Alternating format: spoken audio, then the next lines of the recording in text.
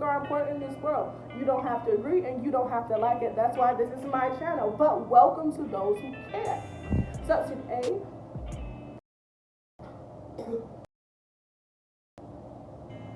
No, it's not that. Today I actually want to talk about using all your talents to the best of your ability and being God-driven.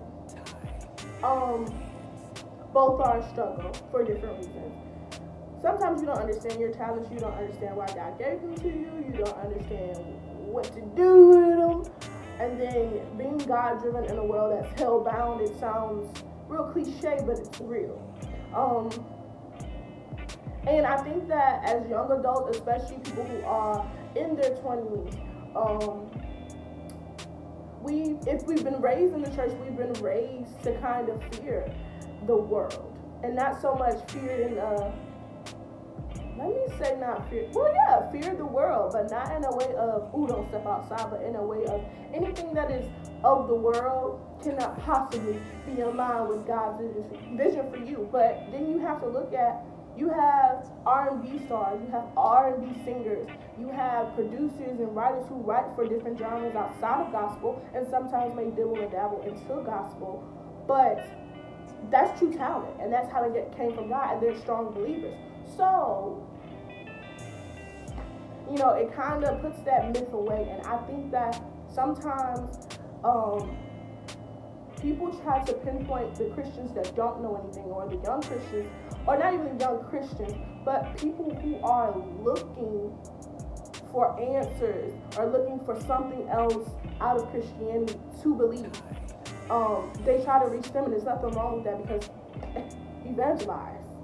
But sometimes we skip over the people who are raised in church, who sometimes were just in church and not in the spirit and not free to worship. I have been blessed to be one of those young Christians who has been allowed to figure out my Christian journey. There was no big speech. My father did not say, hey, before we go to Sunday school, you can do, no. None of that. It was just an open atmosphere to praise how you want to. And I think that for me, it was a lot of me seeing my dad authentically worship. Men don't cry. It's the fizz. And one of the most worst statements to me in the black community, and especially to our young black men.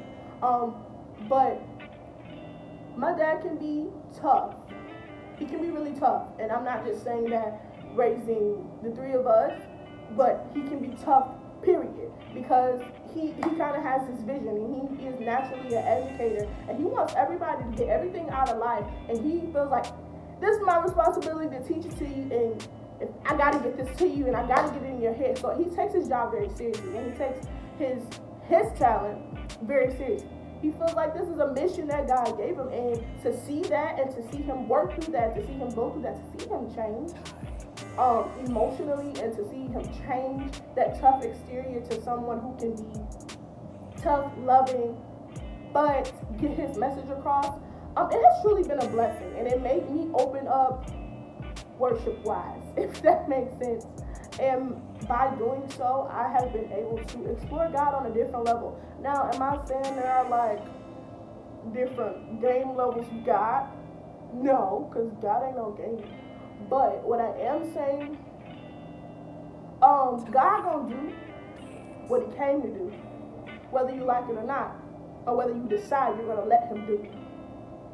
But it's one thing to understand that and still live your life the way you want to and try to ignore God, and it's another thing to just say, God gonna do what he gonna do, no matter how I feel. So why not try to live a life for him?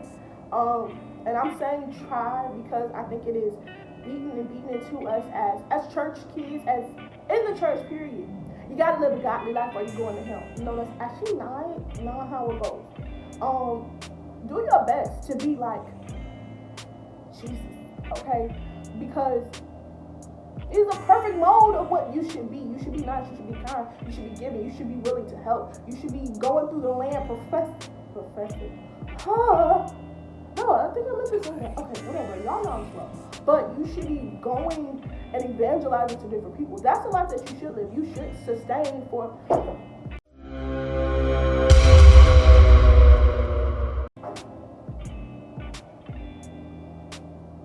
You should sustain from worldly things that mean you know good. But I kind of lost my track of thought because something just hit the window. But live your life for God. It ain't easy, but it's worth it. And I'm saying that as a true testament of someone who is going through it. And it is a lot of the reason behind my t-shirt line, Define. Because you have to know and you have to wake up every day with the spirit of God got a plan for me. And I know that is grammatically incorrect, but that's how I feel. Of course, God has a plan for you, but God got a plan for you. And I'm saying it like that because you have to wake up every day with that determination. God got something in store for me that I'm not even ready to understand, to fathom. But the line speaks to, really, I mean, I ain't trying to, push no audience aside, but honestly, like 18 to 35, I think those are the trying times in your life. And this is from what I've experienced by the people I've been around. Because I'm clearly not 35, I'm 22. But from 18 to 22, it has been a lot of tossing and turning and getting back to Jesus. And I hate that. I hate when we have to get back to Jesus. It's a part of life, but it's definitely a lot to do with who we are as a person and what we allow. But anyway, in these short-lived years, I've experienced not knowing or not believing or not understanding the gift that God has given me. And sometimes ignoring my anointing. And my last video was about that. The video I was posted like 700 years ago is about ignoring my anointing.